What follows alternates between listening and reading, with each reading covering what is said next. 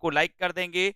और दोस्तों आज हम हिंदी साहित्य के प्रैक्टिस नंबर 3 को पढ़ने वाले हैं, ठीक है।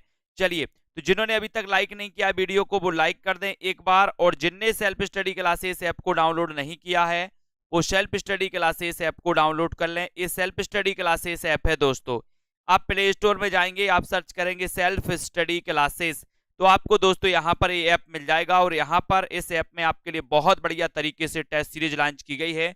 उस टेस्ट सीरीज में आप दोस्तों भाग ले सकते हैं। एक टेस्ट सीरीज आपके लिए बिल्कुल फ्री करवाई जाती है, 2020 टेस्ट सीरीज बिल्कुल फ्री। सप्ताह में 2 दिन लगातार ये टेस्ट सीरीज आपकी चलेगी, है ना। इस टेस्ट सीरीज से आप जुड़ सकते हैं, बहुत बढ़िया। और दोस्तों जिन भी साथियों को टीजीटी पीजीटी वाले जो हमारे साथी हैं, जिन्हें लास्ट 15 दिन में तैयारी करनी है, 15 दिन में ऐसा क्या पढ़ा जाए जो आपके पेपर में आपको सफल बना जाए, है ना। ऐसा क्रैश कोर्स लॉन्च किया है दोस्तों मात्र 599 में, है ना। ऐसे कोर्स में आप एडमिशन ले सकते हैं, ऐसे कोर्स में दोस्तों आप पढ़ सकते हैं। तो ये क्रैश कोर्स टीजीटी पीजीटी के लिए बनाया गया है अलग से। 15 दिन में, लास्ट 15 दिन में क्या पढ़ें। साथ ही दोस्तों टीजीटी पीजीटी का मॉडल पेपर लॉन्च किया गया 350 में, 25 मॉडल पेपर आपको मिलने वाले हैं। साथ ही 3000 क्वेश्चन की टेस्ट सीरीज मात्र 350 में, है ना। हिंदी साहित्य का निचोड़ कोर्स मात्र 1000 में दोस्तों ऑफर है अभी, है ना, जिसमें आपके लिए 1 साल की वैलिडिटी के साथ हिंदी साहित्य का पूरा कोर्स आपको मिलने वाला है, ठीक है। तो यहाँ पर ट्रिकी वीडियो भी आपको मिलेंगे, यहाँ पर डाउट्स वाले वीडियो, लाइव क्लास है, सब कुछ मिलने वाली है। आज का पहला प्रश्न आपकी स्क्रीन पर है, 84 वैष्णव की वार्ता किस लेखक की रचना है, बताइए। सभी लोग बताएंगे यहाँ पर 84 वैष्णव की वार्ता के रचनाकार कौन माने जाते हैं। नाभादास, वल्लभाचार्य, नंददास या फिर गोस्वामी गोकुलनाथ। 84 वैष्णव की वार्ता किसकी रचना है ये बताना है दोस्तों। और आपको मैं बता दूं कि 84 वैष्णव की वार्ता में वल्लभाचार्य के शिष्यों का दोस्तों क्या है, वर्णन है। किसके शिष्यों का है दोस्तों, वल्लभाचार्य के शिष्यों का वर्णन है। इन वल्लभाचार्य के शिष्यों का वर्णन 84 वैष्णव की वार्ता में है ना। 252 वैष्णव की वार्ता में विठलनाथ के शिष्यों का वर्णन मिलता है। तो यहां पर आपका सीधा उत्तर है 84 वैष्णव की वार्ता, उत्तर है गोस्वामी गोकुलनाथ, ठीक है। यानी आपका डी नंबर जो है वो बिल्कुल सही है। गोकुलनाथ का एक ग्रंथ है, कभी कभी ऐसा पूछा जाता है कि 84 वैष्णव की वार्ता में, है ना दोस्तों, किसके शिष्यों का उल्लेख मिलता है, वर्णन मिलता है, तो आपको उत्तर लगाना है वल्लभाचार्य के शिष्यों का वर्णन मिलता है। शुद्धाद्वैतवाद के प्रवर्तक वल्लभाचार्य, पुष्टि मार्ग की स्थापना वल्लभाचार्य, अणुभाष्य एक इनका ग्रंथ माना जाता है वल्लभाचार्य का, याद रख लेना। अगला क्वेश्चन है, आदिकाल को वीर गाथा काल किसने कहा। सरल क्वेश्चन सबसे बनना चाहिए। आदिकाल को वीर गाथा काल कहने वाले जो विद्वान है वो विद्वान कौन है। हजारी प्रसाद द्विवेदी, डॉक्टर नगेंद्र, रामचंद्र शुक्ल या फिर राहुल सांकृत्यायन। आदिकाल को वीर गाथा काल किसने कहा, ये आंसर आपको बताना है। ये प्रश्न है, इसका आंसर आपको चयन करना है। हजारी प्रसाद द्विवेदी ने, डॉक्टर नगेंद्र ने, रामचंद्र शुक्ल ने या फिर राहुल सांकृत्यायन ने। बताएं आदिकाल को वीर गाथा काल किसने कहा है। आदिकाल को वीर गाथा काल किसने कहा है, ये आपको चयन करना है। और आपका जो यहां पर सही उत्तर हो जाएगा, प्रश्न क्रमांक 2 का जो उत्तर हो जाएगा दोस्तों वो क्या हो जाएगा, रामचंद्र शुक्ल। यानी कि आपका जो सी नंबर है रामचंद्र शुक्ल वो बिल्कुल सही हो जाएगा। एक क्वेश्चन आता है दोस्तों कि ये जो रामचंद्र शुक्ल जी हैं, इनकी जो समीक्षा दृष्टि है वो किस ग्रंथ से प्रभावित है, किससे प्रभावित है, ये उत्तर आपको बताना है। रामचंद्र शुक्ल की समीक्षा दृष्टि किससे प्रभावित है। आपको एक प्रश्न आता है कई बार, जल्दी से बताओ, सूरदास की कृति कौन सी है। सूरदास की कृति कौन सी है। अगर यहां एक और क्वेश्चन आता कि सूरदास की वह कृति कौन सी है जो नायिका भेद से संबंधित है, नायिका भेद पर आधारित है, नायिका भेद से रिलेटेड है, तो यहां पर आपको पता होनी चाहिए। देखते हैं कौन कौन बता रहा है दोस्तों। रामचंद्र शुक्ल की समीक्षा दृष्टि किससे प्रभावित है, ये आपको बताना है। सबसे पहले आंसर किसका आ रहा है, लाइक और शेयर जरूर कर देंगे। कौन बता रहा है, रामचरितमानस से, बहुत बढ़िया शैलेश जी। रामचरित तुलसीदास की रामचरितमानस से दोस्तों इनकी समीक्षा दृष्टि प्रभावित मानी जाती है। बहुत बढ़िया आंसर आ गया है। और यहां पर आपको बताना है प्रश्न क्रमांक 3 में कि सूरदास की कृति कौन सी है। और सूरदास की कृति है दोस्तों साहित्य लहरी, है ना। सूर सागर, सूर सारावली, साहित्य लहरी इनके ग्रंथ हैं। जबकि एक क्वेश्चन और आता है कि सूरदास का वह ग्रंथ कौन सा है जो नायिका भेद से संबंधित है, तो आपका उत्तर हो जाएगा साहित्य लहरी। साहित्य लहरी बोले सर नायिका लहरा के चलती है। नायिका कैसे चलती है? लहरा के चलती। तो नायिका भेद से संबंधी ग्रंथ है साहित्य लहरी। ठीक है, यानी आपका जो बी नंबर है सही है। कौन सी रचना तुलसीदास की नहीं है? तुलसीदास की बताना है दोस्तों। कौन सी रचना तुलसीदास की नहीं है?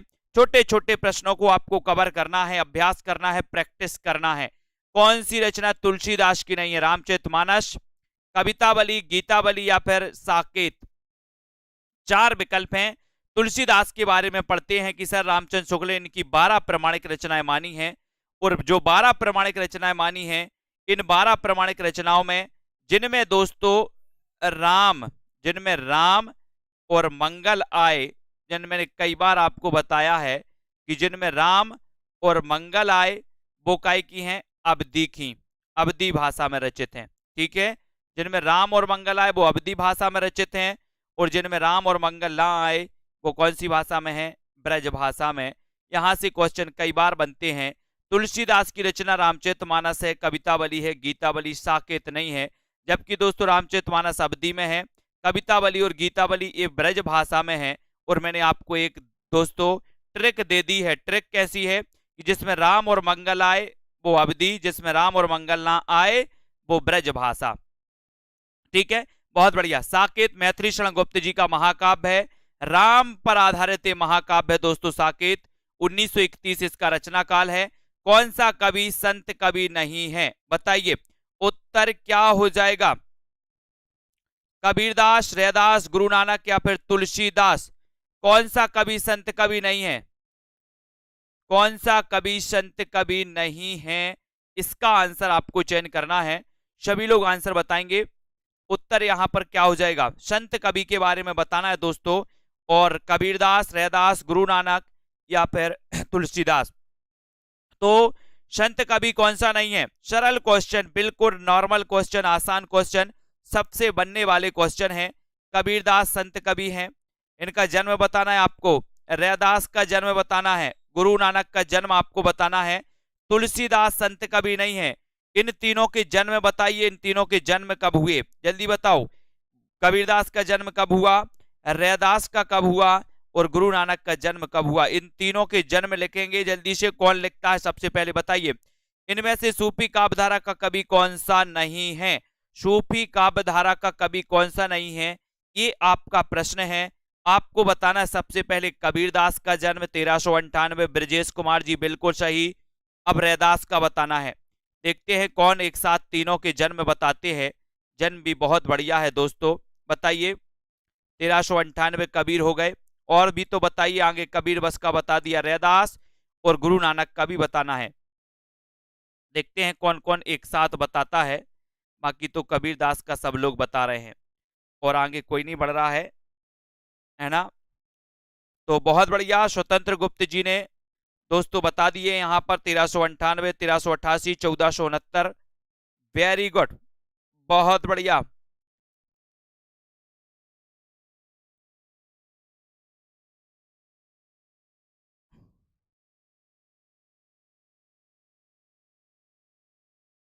देखो सब लोग में बहुत कंफ्यूजन है, बहुत कंफ्यूजन है। बहुत बढ़िया, है ना। बहुत बढ़िया, बहुत बढ़िया। विजय राज जी 1398, 1328, 1469 और 1532 बिल्कुल सही, है ना। बहुत सारे लोग जन्म को लेकर के दोस्तों अभी क्या है, मतभेद है। कुछ लोग 1378 बता रहे, कुछ लोग 1388 बता रहे, कुछ लोग कुछ बता रहे हैं। बताते जाओ भैया। काव्यधारा का कवि कौन नहीं है? तो मुल्ला दाऊद है ना। जायसी है, कुतुबन है। मुल्ला दाऊद की रचना चंदायन, जायसी की रचना पद्मावत। नाभादास नहीं है। उत्तर आपका सी नंबर है, लेकिन नाभादास आपको पता है नाभादास पता है सभी को कि इनकी रचना भक्तमाल है। कुतुबन की रचना कौन सी है? मृगावती, मृगावती है। और मृगावती को सूफी काव्य धारा की प्रथम रचना किसने माना? रामचंद्र शुक्ल ने। ठीक है, बिल्कुल सही आंसर। अगला क्वेश्चन देखो, निर्गुण काव्य धारा की प्रवृत्ति बताना है आपको। कौन सी प्रवृत्ति निर्गुण काव्य धारा की है? छोटे छोटे सवालों के आंसर आपको पता होनी चाहिए, है ना। बताएं, निर्गुण काव्य धारा की प्रवृत्ति आपको बताना है कौन सी है? कौन सी है? वात्सल रस की प्रधानता, प्रकृति पर चेतन सत्ता का आरोप, रूढ़ियों एवं बाह्याडंबरों का विरोध, आश्रयदाता की प्रशंसा। निर्गुण काव्य धारा की प्रवृत्ति कौन सी मानी जाती है? बताइए। बहुत अच्छा क्वेश्चन है। यहां पर वात्सल रस की प्रधानता तो नहीं है, है ना। प्रकृति पर चेतन सत्ता का आरोप तो नहीं है ना। तो यहां पर सीधा उत्तर आपका जाएगा रूढ़ियों एवं बाह्य आडंबरों का विरोध, यानी कि आपका जो सी नंबर है वो बिल्कुल सही है। निर्गुण काव्य धारा की प्रवृत्ति है पूछा है तो है सी नंबर, आपको पता होगा। ठीक है, वेरी गुड। पद्मावत के रचयिता कौन माने जाते हैं दोस्तों? पद्मावत मलिक मोहम्मद जायसी का एक ग्रंथ है। इसका रचना काल आपको बताना है, जल्दी से बताओ। पद्मावत के रचयिता कौन है? पद्मावत के रचनाकार कौन माने जाते हैं? मुल्ला दाऊद, जायसी, कुतुबन या फिर मंजन? लगभग सभी को पता है, लेकिन आपको बताना है कि क्या बताना है कि पद्मावत के रचयिता कौन है। इसका रचना काल भी आपको बताना है। पद्मावत का रचना काल क्या है? पद्मावत का रचना काल क्या है ये बताइए सभी लोग। और पद्मावत के रचनाकार तो जायसी, जायस में रहने वाले थे इसलिए इन्हें जायसी कहा जाता। मुल्ला दाऊद की चंदायन, है ना। कुतुबन की मृगावती, मंझन की मधुमालती रचनाएं आपको पता है। लेकिन आपने बिल्कुल सही आंसर बताया है कि सर पद्मावत का रचनाकाल 1540 है। क्या है? 1540, जो आपका बिल्कुल सही है पद्मावत। याद रख लेना। अष्टयाम के रचयिता कौन है दोस्तों? यहां पर अष्टयाम के रचनाकार आपको बताना है, विकल्प अनुसार उत्तर आपको लगाना है। सूरदास, तुलसीदास, नाभादास या फिर वल्लभाचार्य। अष्टयाम के रचनाकार कौन माने जाते हैं ये आपको बताना है ना। अष्टयाम के रचनाकार कौन माने जाते हैं? सूरदास, तुलसीदास, नाभादास या फिर वल्लभाचार्य। 1585 की रचना है भक्तमाल। Very good. अष्टयाम के रचनाकार कौन है बताइए। और लगभग सभी लोगों को पता है कि सर यहां पर उत्तर हो जाएगा नाभादास, है ना। एक क्वेश्चन और आपसे पूछा जाता है, नाभादास के गुरु का नाम क्या है? नाभादास के गुरु का नाम क्या है ये आपको बताना है। नाभादास के गुरु का नाम क्या है? 252 वैष्णव की वार्ता के लेखक कौन है दोस्तों? 252 वैष्णव की वार्ता के लेखक कौन है? जसकौर जी, है ना। लेवल सही नहीं है, हाई हाई करें, है ना। आपने पढ़ा है, बहुत पढ़ा है आपने, इसलिए आपको कम लग रहा है। बाकी स्टूडेंट ने कम पढ़ा है इसलिए उनको। ठीक है, ये बताना है 252 वैष्णव की वार्ता के लेखक कौन है। इसका आंसर आपको चयन करना है, जल्दी से बताओ। सूरदास, नंददास, नामदास या फिर गोकुलनाथ, है ना। एक क्वेश्चन और अगर आपसे पूछा जाए कि इस 252 वैष्णव की वार्ता में किसके शिष्यों का वर्णन मिलता है?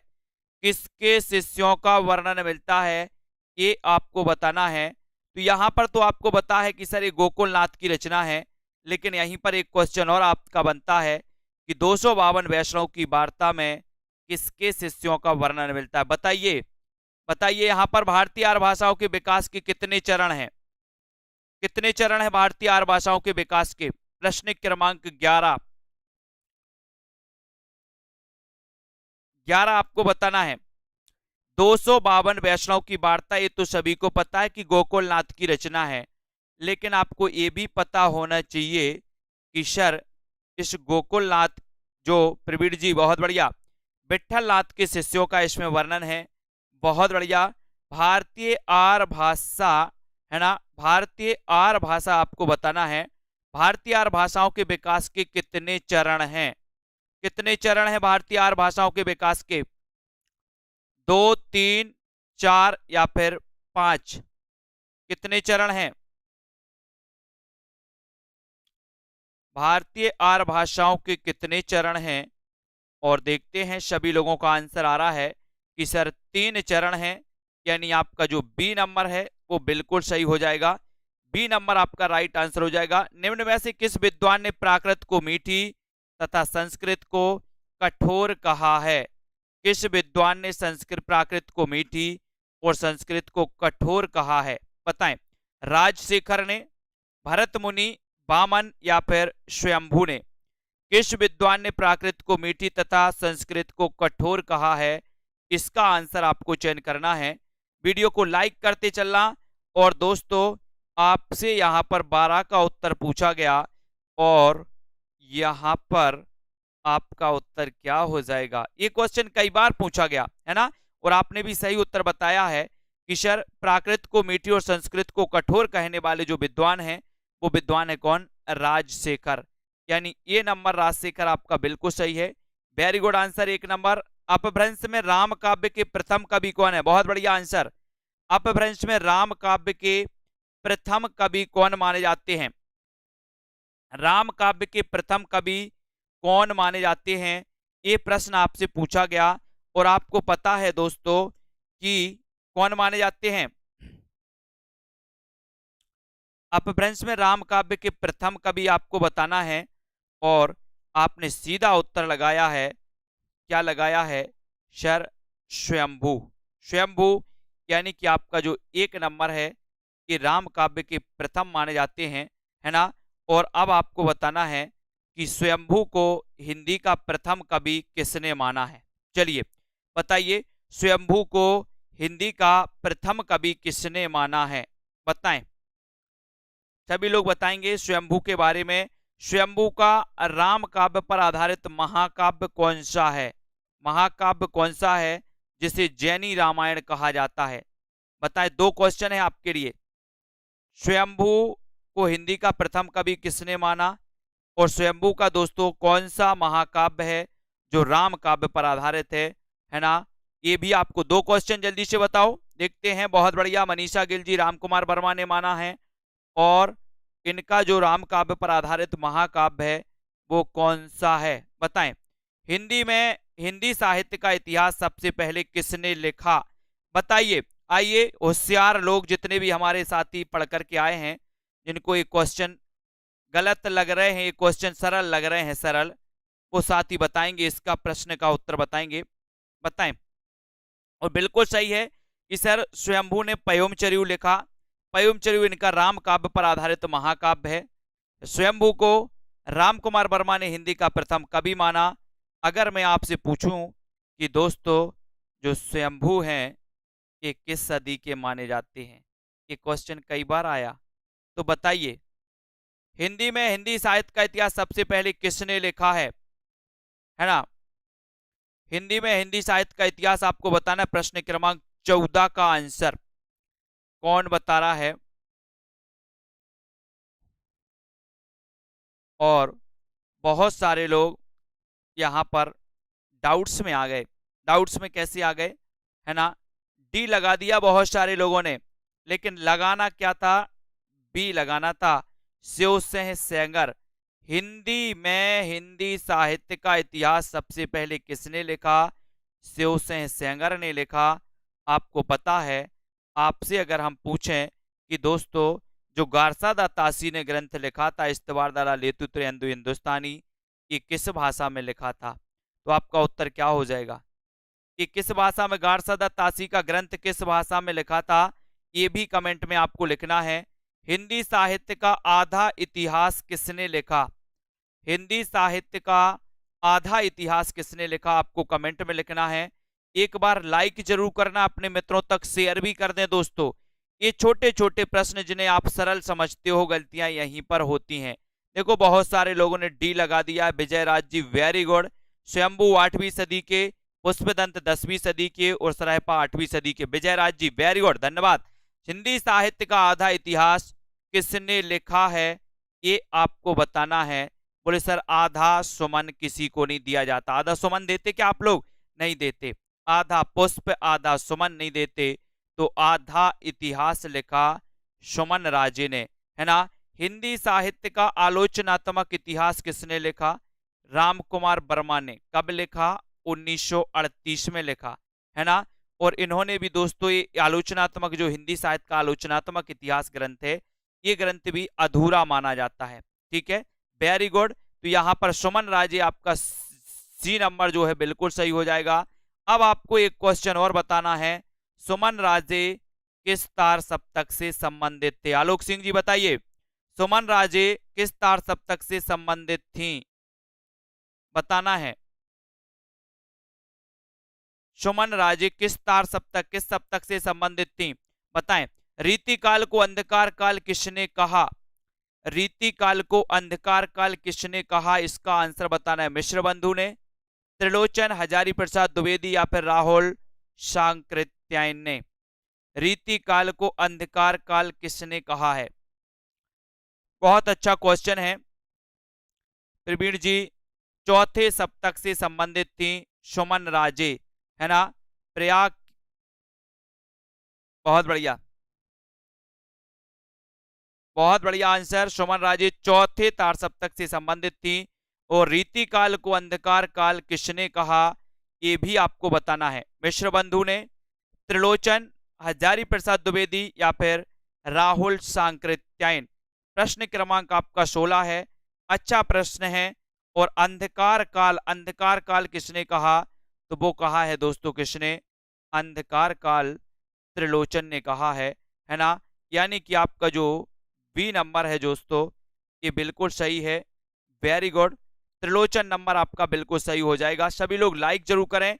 हिंदी साहित्य का संक्षिप्त इतिहास के लेखक कौन है? संक्षिप्त इतिहास बताइए, हिंदी साहित्य का संक्षिप्त इतिहास ये ग्रंथ किसने लिखा है? इसका आंसर भी आपको चयन करना है। प्रश्न क्रमांक 17 है, 17 का आंसर बताना है। वेरी गुड विजय राज जी, धन्यवाद। अपना ज्ञान तो है, दूसरों को भी ज्ञान दे रहे हैं। वेरी गुड, बहुत बढ़िया, है ना।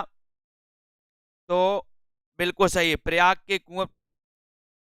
ठीक है, तो यहां पर आपको बताना है हिंदी साहित्य का संक्षिप्त इतिहास के लेखक कौन माने जाते हैं। प्रश्न क्रमांक आपका 17 है। और 17 में आपका बहुत अच्छा क्वेश्चन है, विश्वनाथ त्रिपाठी। विश्वनाथ त्रिपाठी ने दोस्तों हिंदी साहित्य का संक्षिप्त इतिहास लिखा। एक नंबर आपका बिल्कुल सही है। जिन्होंने भी ये नंबर बताया राइट आंसर। हिंदी की पहली कहानी लेखिका का नाम क्या है ना, वो आपका बताना है। उनका वास्तविक नाम क्या था? उनकी दोस्तों जो पहली कहानी थी वो कहानी भी आपको बताना है। उसका सन क्या था, वो सन भी आपको बताना है। बताइए, हिंदी की पहली कहानी लेखिका का नाम क्या है? कमेंट में लिखिए। बंग महिला, जानकी देवी बजाज, चित्रा मुदगल या फिर कौशल्या वैसंत्री। और यहां पर दोस्तों इन्होंने एक दोस्तों दोहरा अभिशाप नाम से लिखी थी इनकी आत्मकथा। ठीक है, ये आपको याद रख लेना। चित्रा मुदगल तो आप पढ़ते ही हैं, इन्होंने आवा उपन्यास लिखा है दोस्तों चित्रा मुदगल का, है ना। जानकी देवी बजाज की मेरी जीवन यात्रा, एक इनकी आत्मकथा है दोस्तों, मेरी जीवन यात्रा। ठीक है, जानकी देवी बजाज की। और जबकि बंग महिला ये हिंदी की पहली कहानी लेखिका हैं दोस्तों, बंग महिला, और इन्हें राजेंद्र बाला घोष के नाम से जाना जाता है। इनकी जो पहली कहानी थी वो कहानी कौन सी थी? बताइए, राजेंद्र बाला घोष की या बंग महिला की पहली कहानी कौन सी थी? उसका दोस्तों सन क्या है, उसका प्रकाशन वर्ष क्या है, वो भी आपको बताना है ना। और सभी लोगों ने बताया है कि सर दुलाई वाली महिला को साथ में लेकर आना। वेरी गुड, 1907 दुलाई वाली, वेरी गुड, है ना। प्रेमचंद के किस उपन्यास का पात्र सूरदास है? बहुत अच्छा क्वेश्चन है। प्रेमचंद के किस उपन्यास का पात्र सूरदास है? एक क्वेश्चन भी आपको बताना है। और एक साथ ही एक क्वेश्चन और आपको बताना है कि जो इनका सेवा सदन था किसका हिंदी रूपांतरण माना जाता है, ये भी आपको बताना है दोस्तों। सेवा सदन इनका जो उपन्यास था ये किस उर्दू उपन्यास का रूपांतरण माना जाता है? उपन्यास है ना, प्रेमचंद के किस उर्दू उपन्यास का रूपांतरण है सेवा सदन, ये भी आप बताएंगे। प्रेमचंद के किस उपन्यास का पात्र सूरदास है? उत्तर हो जाएगा रंगभूमि, यानी एक नंबर आपका सही है। ये नंबर राइट आंसर है। Very good. अब आपको बताना है कि सेवा सदन दोस्तों ये बताना किस उर्दू उपन्यास का हिंदी रूपांतरण माना जाता है। ये प्रेमचंद जी का उपन्यास है दोस्तों। बहुत बढ़िया मनीषा जी, ये है दोस्तों बाजारे हुस्न। बाजारे हुस्न का हिंदी अनुवाद है। Very good answer. कौन सी रचना अवधि में नहीं है? कौन सी रचना अवधि में नहीं है? रामचरितमानस, वैराग्य संदीपनी, विनय पत्रिका या फिर पद्मावत। पद्मावत कौन सी रचना अवधि में नहीं है? बहुत अच्छा क्वेश्चन है। देखते हैं कौन कौन सही आंसर बता रहा है दोस्तों। अवधि में कौन सी रचना नहीं मानी जाती? यहां पर 4 विकल्प हैं, 4 का आंसर है। कौन कौन सही पकड़ता है देखते हैं।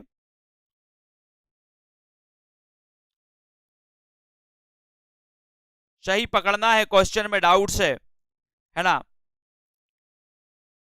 बताएं कौन कौन सही पकड़ रहा है। देखते हैं। 20 नंबर है। आराम से उत्तर बताना, घबराना नहीं।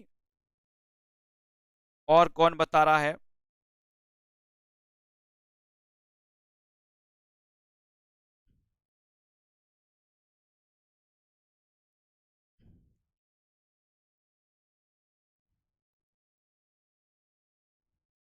और सभी लोगों ने, कुछ लोगों ने विनय पत्रिका बताया है और कुछ लोगों ने वैराग्य संदीपनी, और सबसे उत्तर दिया है विजय राज सिंह ने। इन्होंने अच्छा उत्तर दिया है। आपको पता होनी चाहिए दोस्तों कि ये वैराग्य संदीपनी और विनय पत्रिका ये दोनों ही रचनाएं ब्रज में हैं। ये दोनों ही रचनाएं काय में है दोस्तों? ब्रज में है। ये आपको याद रख लेना, वैराग्य संदीपनी और विनय पत्रिका। ठीक है, ये याद रखो, है ना? बहुत बढ़िया। अब दोस्तों अपन यहाँ पर आते हैं और भी महत्वपूर्ण प्रश्नों पर चर्चा करते हैं। कौन से महत्वपूर्ण प्रश्न हैं? स्वप्न का विलोम आपको बताना है। स्वप्न का विलोम क्या होगा? कुछ हिंदी व्याकरण के भी क्वेश्चन पढ़ लेते हैं। बताइए, स्वप्न का विलोम आपको बताना है कौन सा है? स्वप्न का विलोम सभी लोग बताएंगे। दिवा स्वप्न, खुमारी, निद्रा या फिर जागरण। बताएं स्वप्न का विलोम क्या है? स्वप्न का विलोम बताएंगे। लाइक जरूर कर देना सभी लोग, है ना? और यहां पर उत्तर आपका है स्वप्न का विलोम क्या है, ये आपको बताना है। और बहुत अच्छा क्वेश्चन आपने बताया कि सर स्वप्न का विलोम होता है जागरण। Very good. यानी कि आपका जो डी नंबर आंसर है वो डी नंबर बिल्कुल सही है। जिन्होंने डी बताया उनका आंसर बिल्कुल सही है। जो अधिक बोलता है उसे क्या कहते हैं दोस्तों? जो अधिक बोलता है उसको क्या कहते हैं? मितभाषी, मृदुभाषी, वक्ता या फिर वाचाल। जो अधिक बोलता है उसे क्या कहा जाता है? जो अधिक बोलता है उसे क्या कहा जाता है? इसका आंसर आपको बताना है। तब आपका राइट आंसर क्या हो जाएगा दोस्तों? लाइक जरूर करना है, शेयर कर दें एक बार। और जिन भी साथियों को कोर्स में एडमिशन लेना है, पंजाब मास्टर कैडर का एक दोस्तों बहुत ही बढ़िया जबरदस्त मॉडल पेपर लॉन्च होने वाला है आज रात्रि 12 बजे को। Model paper Punjab master cadre वालों का, है ना? तो मॉडल पेपर में एडमिशन लेकर के अपना अध्ययन बहुत अच्छे कर सकते हैं। जो अधिक बोलता है उसे क्या कहते हैं? तब आपने उत्तर लगाया वाचाल, यानी डी नंबर आपका फिर सही हो जाता है। जिसने मृत्यु को जीत लिया कहलाता है, क्या कहलाता है? अमृतो, मृत्युंजय, अभयदान या फिर अभय मुद्रा। 4 का आंसर, जिसने मृत्यु को जीत लिया वो क्या कहलाता है? जिसने मृत्यु को जीत लिया उसे क्या कहेंगे? बताएं सोनू कुमार जी, अभिषेक जी, नौतलिया, बताएं। प्रश्न क्रमांक 4, जिसने मृत्यु को जीत लिया उसे क्या कहते हैं? वीडियो को लाइक जरूर करें। 10 बजे एग्जाम पार में दोस्तों एक क्लास होती है, लाइव प्रैक्टिस करवाई जाती है आपकी, है ना? और यहां पर जिसने मृत्यु को जीत लिया उसे हम कहेंगे मृत्युंजय, यानी बी नंबर आपका राइट आंसर यहां पर हो जाएगा, मृत्युंजय, बी नंबर। कलश का पर्याय क्या है दोस्तों? कलश का पर्याय क्या होगा? कलश का पर्याय बाची बताना है आपको। जल, कुंभ, पात्र या फिर उपस्कर। कलश का पर्यायवाची भी आपको बताना है। आपको पता होनी चाहिए, पर्यायवाची भी आपको पढ़ना है। कलश का पर्यायवाची क्या होता है? लाइक जरूर करना है वीडियो को, है ना? और सभी मित्र इसी प्रकार से दोस्तों वीडियो को शेयर कर दें अपने मित्रों तक जितने भी हमारे साथी हैं। और अच्छा क्वेश्चन है, यहाँ पर कलश का पर्याय पूछा है। तब आपने सीधा आंसर लगाया है कि सर आप अगर आप कलश का पर्याय पूछोगे तो उत्तर जाएगा कहां पर, उत्तर जाएगा कुंभ पर, यानी बी नंबर आपका बिल्कुल सही। चंद्रिका का पर्याय क्या है दोस्तों, बहुत बढ़िया आंसर। चंद्रिका का पर्याय बताना है आपको, चंद्रिका का पर्याय क्या हो जाएगा। अच्छा प्रश्न है, वीडियो को एक बार लाइक जरूर कर देना सभी मित्र, और चंद्रिका का पर्याय भी आपको बताना है ना। चंद्रिका का पर्याय क्या है बताइए, चंद्रहास, रजत कुमोदी या फिर स्वर्ण किरण। चंद्रिका बताएं, चंद्रिका का पर्यायवाची देखते हैं कौन कौन सही बता रहा है।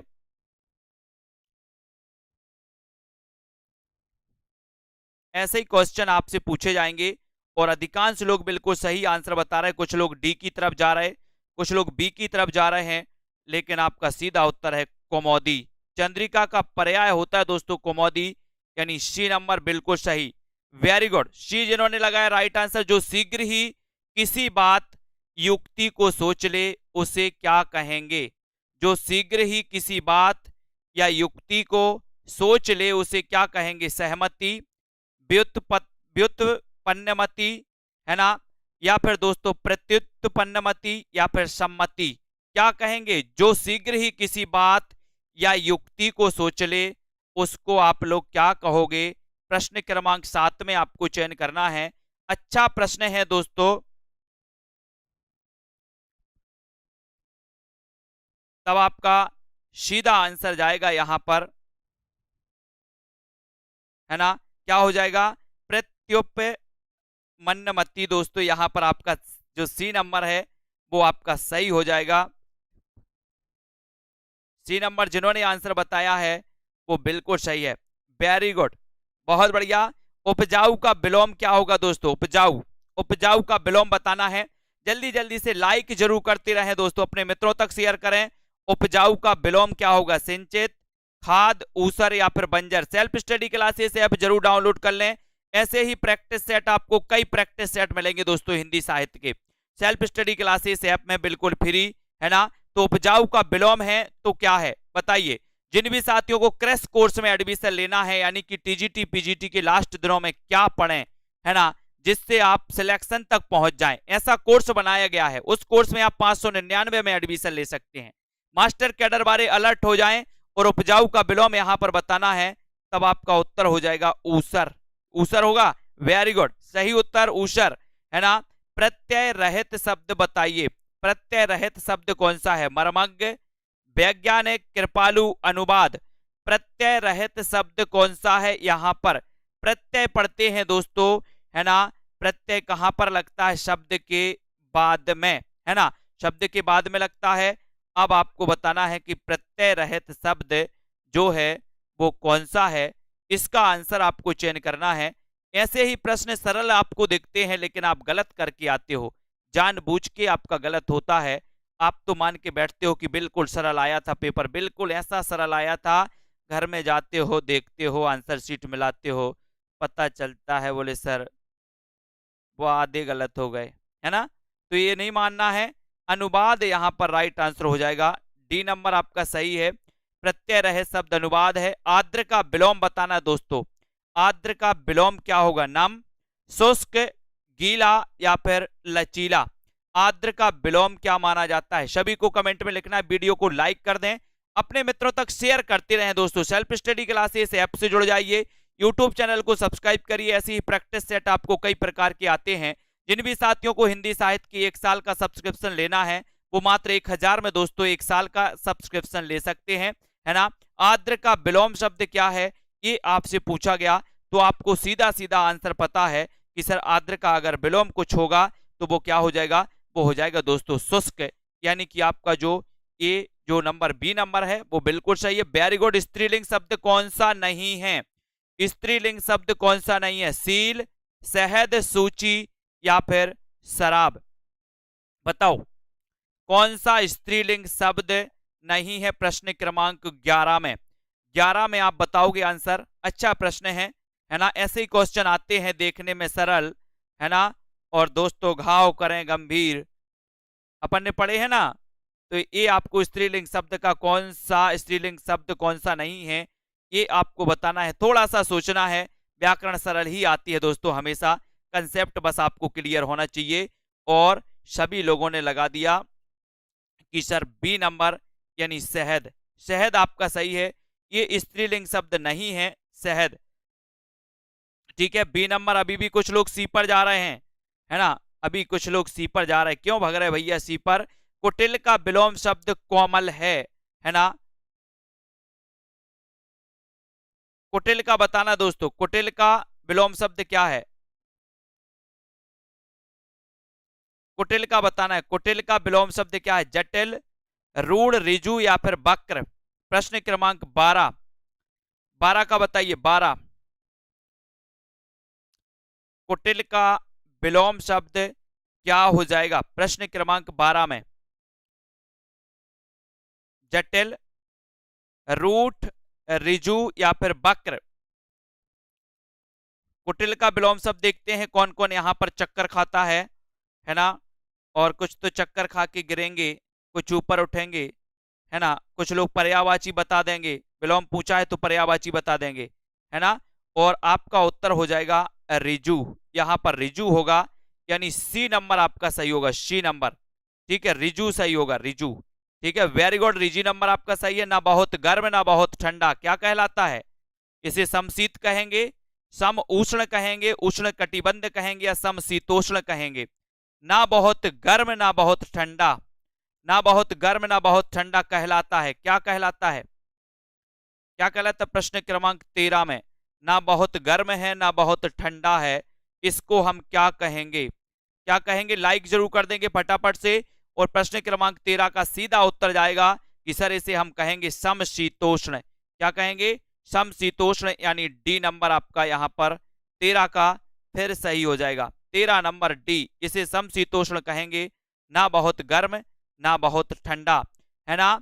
ये आपको बताना है अन्य मनस्क शब्द का आस्य क्या है दोस्तों, अन्य मनस्क शब्द का आस्य क्या है? जिसका मन अपनी ओर हो, जिसका मन किसी दूसरी ओर हो, जिसका मन निर्मल हो, जिसका मन केंद्रित हो। यानी कि प्रश्न क्रमांक आपका 14 है, सभी लोगों को बताना है अन्य मनस्क शब्द का आस्य क्या माना जाता है। और सीधा आंसर आपका जाएगा कि अन्य मनस्क जो शब्द है 14 का आंसर आपको बताना है। उत्तर जाएगा दोस्तों जिसका मन किसी दूसरी ओर हो, जिसका मन किसी दूसरी ओर हो, यानी कि आपका जो 2 नंबर है इसे अन्य मनस्क कहेंगे। क्या कहेंगे इसे?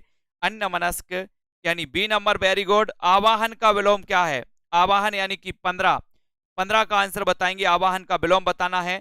लाइक जरूर करें, अपने मित्रों तक शेयर कर दें एक बार। और दोस्तों सेल्फ स्टडी क्लासेस ऐप से आज ही जुड़ जाएं, आप ही आज ही डाउनलोड करें, बहुत सारी प्रैक्टिस ऐसी आपको मिलेगी, है ना। और दोस्तों आपके लिए निरंतर प्रयास सेल्फ स्टडी क्लासेस के माध्यम से किया जाता। आवाहन का विलोम आपको बताना है, कुछ साहित्य और कुछ व्याकरण के क्वेश्चन, और आपका यहां पर है, इसे अवगाहन कहेंगे, तिरोभाव, विसर्जन या फिर धन्यवाद, क्या कहेंगे? तो बहुत अच्छा आंसर बताया। आवाहन का विलोम हो जाएगा क्या? आवाहन का हो जाएगा विसर्जन, विसर्जन यानी सी नंबर, सी नंबर आपका सही है। जो मापा ना जा सके, इसका सही अर्थ क्या है? जो मापा ना जा सके, इसका सही अर्थ बताना है। अमानक, अपरिग्रह, अपरिमेय या फिर अतुल्य। जो मापा ना जा सके, यानी कि आपका 16, 17 का आंसर आपको बताना है दोस्तों। उत्तर यहां पर क्या हो जाएगा बताइए?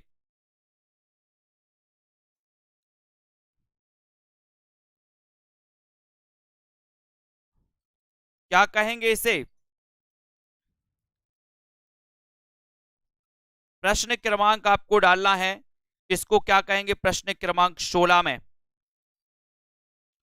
और बहुत सारे लोगों ने बिल्कुल सही आंसर बताया है कि सर उसे हम कहेंगे अपरिमेय। वेरी गुड, अपरिमेय जिन्होंने बताया है उनका आंसर बिल्कुल सही है, सी नंबर आपका राइट आंसर है। अपने मोह मियाँ मिट्ठू बनना मुहावरा है, बताइए। अपने मोह मियाँ मिट्ठू बनना ये मुहावरा है दोस्तों, अपनी बातें छिपाना, अपनी निंदा स्वयं करना, अपनी प्रशंसा स्वयं करना या फिर अपनी चर्चा करना। मुहावरा है, मुहावरा भी आपको पता होनी चाहिए। अपने मुँह मियाँ मिट्ठू बनना, इस मुहावरे का अर्थ क्या है? और अर्थ का आपको बताना है प्रश्न क्रमांक 17 में, और 17 का आपका उत्तर हो जाएगा, सीधा उत्तर है सर अपनी प्रशंसा स्वयं करना, यानी सी नंबर आपका बिल्कुल सही है। जिन्होंने बताया लाइक करें। ओछे की प्रीति बालू की भीति का भाव क्या है? भाव बताइए, इसका भाव क्या है? बालू की भांति कमजोर होती है ना। ओछे लोग बालू की दीवार बनाकर रहते हैं। बालू की दीवार की भांति ओछे लोगों का प्रेम अस्थाई होता है, या फिर बालू ओछा पदार्थ होता है। यानी कि प्रश्न क्रमांक 18, ये 18 का आंसर बताना है। ओछे की प्रीति और बालू की भीति, ये प्रश्न क्रमांक 18 में। अच्छा क्वेश्चन है, सभी लोग बताएंगे। लाइक जरूर कर दें, एक बार शेयर कर दें अपने मित्रों तक। सेल्फ स्टडी क्लासेज आज ही ऐप को डाउनलोड कर लें, और यहां पर आपका उत्तर हो जाएगा, बालू की दीवार की भांति ओछे लोगों का प्रेम अस्थाई होता है। सी नंबर आपका सही है। निम्न में से कौन सा कथन सत्य नहीं है? सत्य कौन सा नहीं है बताइए, सत्य नहीं है बताना है तो बताइए।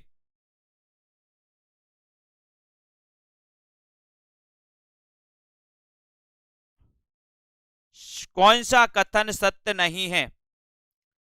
सत्य नहीं है बताइए।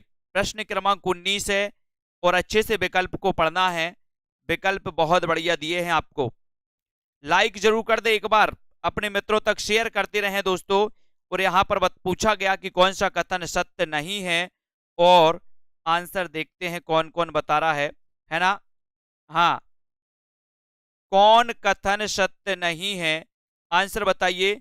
और राइट आंसर आपने बताया कि संस्कृत में 3 वचन होते हैं, है ना। संस्कृत में 3 लिंग होते हैं तो सही है। संस्कृत में हिंदी के तरह 2 लिंग होते हैं, ये क्या है? ये सत्य नहीं है, यानी बी नंबर आपका सही हो जाएगा।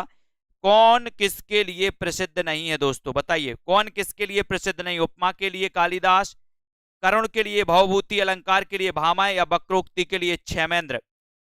कौन किसके लिए प्रसिद्ध नहीं है? कौन किसके लिए प्रसिद्ध नहीं है? अच्छा क्वेश्चन है दोस्तों, है ना। यहां पर आपको पता तो चल जाएगा कि आपसे बनता कितना है और कर क्या रहे हैं, है ना। वीडियो को लाइक जरूर करें, और दोस्तों अपने मित्रों तक शेयर करते रहें, और ऐसे ही प्रैक्टिस सेट से जुड़े रहें। ऐसे ही सरल क्वेश्चन डाउट्स वाले प्रश्नों पर अपन रोज चर्चा करेंगे, है ना। जिन भी साथियों को सेल्फ स्टडी क्लासेस ऐप में दोस्तों एडमिशन लेना है वो ले सकते हैं। और आपको पता है कि सर वक्रोक्ति के लिए क्षेमेंद्र, ये प्रसिद्ध नहीं है, उत्तर डी की तरफ ले जाओ, है ना। क्षेमेंद्र तो औचित्य संप्रदाय, औचित्य के लिए दोस्तों जाने जाते हैं, औचित्य संप्रदाय के प्रवर्तक माने जाते हैं। यहां पर आपका डी नंबर सही हो जाएगा। डी जिन्होंने बताया है सही है आंसर, है ना। अब आपको दोस्तों इस self study classes app download कर लेना है ना। और सेल्फ स्टडी क्लासेस ऐप जब डाउनलोड कर लो तो एक अंतिम ब्रह्मास्त्र आपके लिए दोस्तों क्रैश कोर्स लॉन्च किया गया है, टीजीटी पीजीटी का, है ना। रहता है कि लास्ट के 15 दिनों में क्या पढ़ा जाए, लास्ट के 15 दिनों में ऐसा कोर्स बनाया गया कि लास्ट के 15 दिनों में वो आपको पढ़ना है जो आपके लिए दोस्तों सिलेक्शन के करीब ले जाएगा, है ना। ऐसा कोर्स आपके लिए बनाया गया। इस कोर्स में दोस्तों आपको एडमिशन अगर लेना है तो आप self study classes app download कर लो, और ये लास्ट के 15 दिनों में अध्ययन करके आप अपना अध्ययन और बेहतर बना सकते हो दोस्तों। आपने अगर अभी तक अध्ययन किया है तो इस 15 दिनों में, है ना। पीजीटी में भी अभी टाइम है आपके लिए, टीजीटी में भी दोस्तों आपके पास 7-8 दिन है, 7 दिन है, 6 दिन है ना। उसमें भी आप इसको बहुत अच्छे से कर सकते हो। तो जिन भी साथियों को एडमिशन इस कोर्स में लेना है वो ले सकते हैं। वीडियो को लाइक करें, सभी लोग अपने मित्रों तक शेयर करें, और इसी प्रकार से बने रहें दोस्तों सेल्फ स्टडी क्लासेस परिवार के साथ, है ना। और दोस्तों जुड़े रहें और अपने मित्रों तक शेयर करते रहें और पढ़ते रहें, है ना। जहां पर आपके लिए एक प्रश्नों से कई प्रश्न निकाले जाते हैं और कई प्रश्नों को कवर कराया जाता है। ठीक है, धन्यवाद सभी साथियों को। जय हिंद।